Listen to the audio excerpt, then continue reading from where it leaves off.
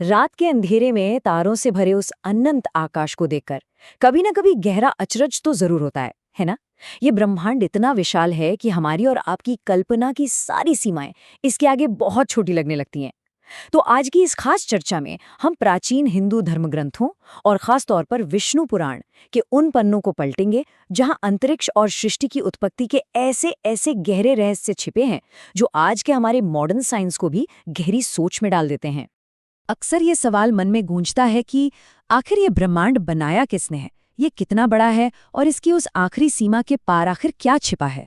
वैसे तो हजारों सालों से इंसान इन रहस्यों को सुलझाने में लगा हुआ है, लेकिन सबसे दिलचस्प बात यह है कि हमारे प्राचीन शास्त्रों में जो जवाब दिए गए हैं ना, वो आज की मॉडर्न एस्ट्रोफिजिक्स और विज्ञान के सिद्धांतों से बहुत ही आश्चर्यजनक रूप से मेल खाते हैं। मतलब ये सिर्फ कोई फिलॉसफी नहीं है, बल्कि स्पेस और टाइम का एक पूरा का पूरा विज्ञान है। तो चलिए बिना देर किए शुरू करते हैं। इस सफर में हम इन अहम पड़ावों से गुजरेंगे। शून्य से उत्पत्ति, त्रिमूर्ति और 5 मूल तत्व, ब्रह्मांड का वो विशाल समय चक्र, मल्टीवर्स की थ्योरी और महर्षि भृगु की यात्रा, फिर 14 लोक और वैकुंठ, और आखिर में माया और सृष्टि का असल उद्देश्य। शुरुआत करते हैं पहले हिस्से से, यानी शून्य से उत्पत्ति। आखिर ब्रह्मांड की शुरुआत हुई कैसे? चलिए समय में थोड़ा नहीं, बहुत पीछे चलते हैं। उस पॉइंट पर जब खुद समय यानी टाइम का भी कोई वजूद नहीं था। बिग बैंग से भी बहुत बहुत पहले। हमारे ऋग्वेद के नासदीय सूक्त में इस अवस्था का बड़ा ही गहरा वर्णन है। वहां न कोई रोशनी थी, न कोई स्पेस। हमारे ऋषियों ने उस गहरी शांत अवस्था को नाम दिया तमस। एक ऐसा अनंत अंधकार जिसमें ये पूरा का पूरा ब्रह्मांड सिर्फ एक पॉसिबिलिटी या संभावना के रूप में छिपा हुआ था।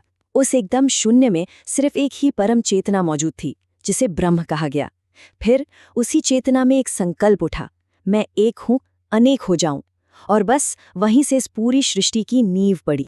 हिंदू मान्यताओं को अगर देखें तो सृष्टि के बनने से पहले चारों तरफ सिर्फ अनंत जल और एक बहुत ही गहरा मौन था। इसे क्षीर सागर कहा गया है। विष्णु पुराण यहाँ एक बहुत ही अद्भुत दृश्य हमारे सामने रखता है। उस शांत सागर में अनंत काल के प्रतीक शेषनाग की शैया पर भगवान विष्णु योग निद्रा में हैं। तभी बिल्कुल अचानक उनकी नाभि से एक स्वर्णिम कमल यानी सोने का कमल खिलता है, जिस पर सृष्टि के रचयिता भगवान ब्रह्मा अवतरित होते हैं। दिलचस्प बात यह है कि खुद ब्रह्मा जी भी अपनी उत्पत्ति का स्रोत जानने के लिए उस कमल की डंडी के सहारे नीचे गहरे पानी में उतरते हैं, और एक बहुत लंबी गहन तपस्या के बाद ही उन्हें उस परम सत्ता का ज्ञान होता है। अब आते हैं हमारे दूसरे पड़ाव पर, त्रिमूर्ति और वो 5 मूल तत्व जो इस पूरी सृष्टि को चलाते हैं। देखिए, जब ब्रह्मांड के रचयिता सामने आ गए तो इस इतने बड़े सिस्टम को चलाने के लिए कुछ मूल शक्तियों की जरूरत तो थी ही। यहीं से त्रिमूर्ति का कॉन्सेप्ट सामने आता है। ब्रह्मा जी सृजन करते हैं यानी क्रिएशन, विष्णु जी उसका पालन करते हैं, बैलेंस बनाए रखते हैं, और शिव जी, अक्सर शिव की भूमिका को सिर्फ विनाश से जोड़कर देखा जाता है, लेकिन असल में उनका काम संहार का है, यानी ट्रांसफॉर्मेशन। पुरानी चीजों का मिटना जरूरी है, तभी तो कुछ नया जन्म ले पाएगा ना, है ना। और हाँ, इन सब से ऊपर एक और शक्ति है, आदि पराशक्ति, वो मूल ऊर्जा जिससे ये पूरा का पूरा ब्रह्मांड ही निकल कर आया है। इस सृष्टि को एक सॉलिड आकार देने के लिए ब्रह्मा जी ने 5 महाभूतों यानी 5 मूल तत्वों को बनाया। इनका सीक्वेंस बहुत ही लॉजिकल है। सबसे पहले आकाश यानी स्पेस बना, फिर गति या मूवमेंट के लिए वायु आई, वायु के घर्षण से ऊर्जा के रूप में अग्नि पैदा हुई, अग्नि से जल बना, और एकदम आखिर में पृथ्वी, जिसने जीवन को आधार दिया। अब सबसे कमाल की बात बताऊं, हमारा जो इंसानी शरीर है ना, वो बिल्कुल इन्हीं 5 तत्वों का एक चलता फिरता आईना है। हमारी हड्डियां पृथ्वी हैं, खून जल है, शरीर की गर्मी अग्नि है, हमारी सांसें वायु हैं, और हमारे भीतर की चेतना वो आकाश है। मतलब हम इस ब्रह्मांड से कुछ अलग नहीं है, बल्कि उसी का एक छोटा सा रूप है। तत्वों की इस बात से आगे बढ़कर अब जरा समय के उस विराट चक्र को देखते हैं जो ब्रह्मांड की आयु तय करता है। अब इस स्लाइड पे जो डेटा है वो सच में आपको हैरान कर देगा। हिंदू धर्म में समय को बहुत बड़े स्केल पर मापा गया है, 4 युगों में, सतयुग, त्रेता, द्वापर और कलयुग। इन चारों को अगर मिला दें तो बनता है एक महायुग, जो पूरे 43,20,000 साल लंबा होता है। और ऐसे ही 71 महायुगों को मिलाकर एक मनवंतर बनता है, जो करीब 30 करोड़ साल का होता है। कहा जाता है कि हर मनवंतर के आखिर में एक महाप्रलय आती है। ये बिल्कुल वैसा ही है जैसा आज का विज्ञान हमें पृथ्वी पर पहले हो चुके कई मास एक्सटिंक्शन या महाविनाशों के बारे में बताता है। अब जरा इस विशाल नंबर पर ध्यान दीजिए, 4.32 अरब साल यानी 4.32 बिलियन ईयर्स। ये समय की एक बहुत ही विराट यूनिट है जिसे कल्प कहते हैं, और ये कल्प ब्रह्मा जी का सिर्फ एक दिन होता है। अब यह आंकड़ा इतना चौंकाने वाला क्यों है? क्योंकि आज के हमारे मॉडर्न साइंस के हिसाब से भी पृथ्वी की जो उम्र है वो लगभग 4.5 अरब साल ही मानी जाती है। सोचिए, हजारों साल पहले हमारे ऋषियों ने जो कैलकुलेशंस की थी वो आज की मॉडर्न साइंटिफिक रिसर्च के कितने अविश्वसनीय रूप से करीब है ना कमाल की बात। समय की इस विशालता से आगे निकलते हैं और देखते हैं मल्टीवर्स की थ्योरी और महर्षि भृगु का वो अद्भुत अनुभव। आज के समय में मल्टीवर्स यानी बहु ब्रह्मांड का कॉन्सेप्ट साइंस फिक्शन में बहुत पॉपुलर है, लेकिन पुराणों में ये थ्योरी बहुत पहले से मौजूद है। कहा गया है कि जब भगवान विष्णु सांस छोड़ते हैं तो एक दो नहीं बल्कि अनगिनत ब्रह्मांड पैदा होते हैं। इसे समझने के लिए महर्षि भृगु की कहानी बहुत ही दिलचस्प है। एक बार गहरी समाधि के दौरान उनकी चेतना किसी दूसरे ब्रह्मांड में चली गई। वो जगह हमारी दुनिया का एकदम उल्टा मिरर इमेज थी। वहां आसमान का रंग नीला नहीं, गहरा बैंगनी था। सूरज पूरब से नहीं बल्कि पश्चिम से उग रहा था। पेड़ों की जड़ें हवा में ऊपर की तरफ थीं, और सबसे बड़ी बात, वहां समय आगे नहीं बल्कि पीछे की तरफ बह रहा था। लेकिन कहानी में असली ट्विस्ट तो तब आया जब महर्षि भृगु अपनी समाधि से वापस लौटे। उनके हिसाब से तो वो यात्रा सिर्फ कुछ घंटों की थी, लेकिन पृथ्वी पर बरसों बीत चुके थे।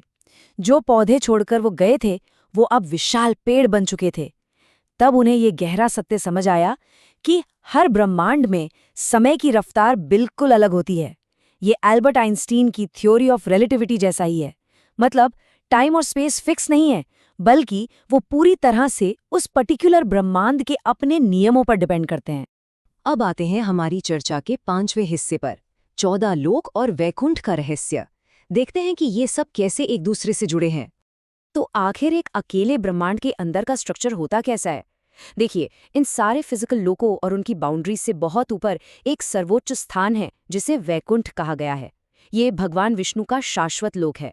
जब महाप्रलय का वक्त आता है, जब पूरी सृष्टि, सारे ग्रह, तारे और ब्रह्मांड तक नष्ट हो जाते हैं, तब भी वैकुंठ एकदम सेफ रहता है, अछूता रहता है।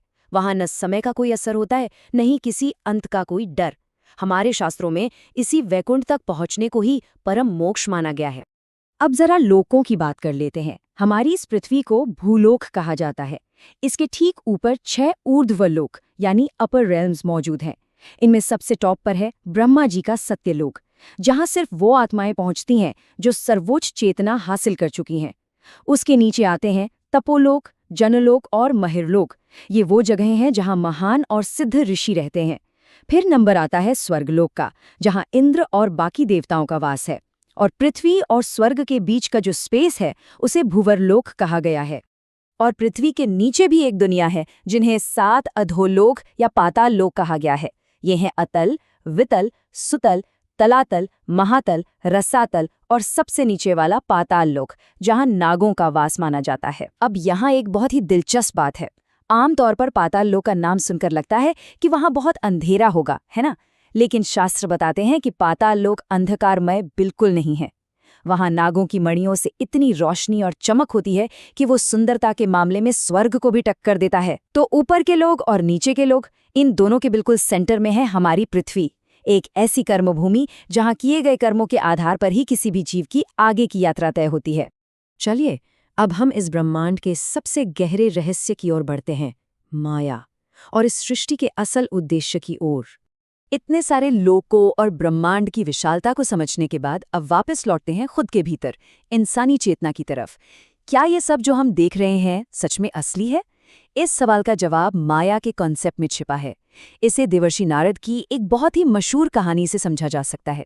एक बार नारद जी को अपने वैराग्य पर बहुत प्राउड हो गया। भगवान कृष्ण ने उनसे बस पीने के लिए थोड़ा पानी लाने को कहा। नारद जी पानी लेने गए, लेकिन वहां एक बेहद सुंदर युवती को देखकर वो अपना सब कुछ भूल गए। उन्होंने शादी की, उनके बच्चे हुए और एक पूरा का पूरा जीवन उन्होंने जी लिया।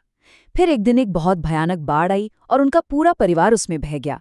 जब वो किनारे पर बैठकर फूट फूट कर रो रहे थे, तभी अचानक कृष्णजी ने उनके कंधे पर हाथ रखा और पूछा, नारद, मानी कहाँ है? सोचिए, जो उन्हें एक पूरा का पूरा जीवन लगा था, असलियत में वो सिर्फ कुछ ही पलों का एक इल्यूजन था। यही माया है। ये संसार हमें एकदम रियल लगता है, लेकिन ये अंतिम सत्य नहीं है। तो यहाँ सबसे अहम बात क्या है? उपनिषदों में एक बहुत ही गहरा वाक्य आता है, अयम आत्मा ब्रह्मा। इसका मतलब है कि जो ये इतना विशाल ब्रह्मांड बाहर फैला हुआ है ना, हूबहू वही ब्रह्मांड हमारे भीतर भी है। आदि शंकराचार्य का अद्वैत वेदांत भी हमें यही सिखाता है कि हम और ये सृष्टि दो अलग अलग चीजें नहीं हैं। हम बिल्कुल उन्हीं तत्वों से बने हैं जिनसे वो चमकते हुए तारे बने हैं। वो परम चेतना और हम अपने मूल रूप में एक ही हैं। और अब आखिर में एक बहुत ही बड़ा सवाल उठता है, अगर वो परम शक्ति पहले से ही इतनी परफेक्ट है, अपने आप में पूर्ण है, तो फिर उसे ये ब्रह्मांड बनाने की जरूरत ही क्या थी? हमारे ऋषियों ने इसका बहुत ही खूबसूरत जवाब दिया है, लीला। ये सृष्टि किसी की कोई मजबूरी नहीं, बल्कि एक दिव्य लीला है, एक जॉयफुल एक्सप्रेशन है। जैसे कोई पेंटर खुशी से भरकर एक सुंदर सी पेंटिंग बनाता है, बिल्कुल वैसे ही ये पूरा ब्रह्मांड उस परम चेतना के आनंद की अभिव्यक्ति है। तो अब जब भी रात में उन तारों को देखा जाए, तो ये जरूर याद रखा जाए कि वो बाहर जो अनंत है, उसका पूरा का पूरा रहस्य खुद हमारे भीतर ही मौजूद है। सवाल बस ये है कि क्या हम इस माया के पार देखकर उस असली सत्य को पहचानने के लिए तैयार हैं?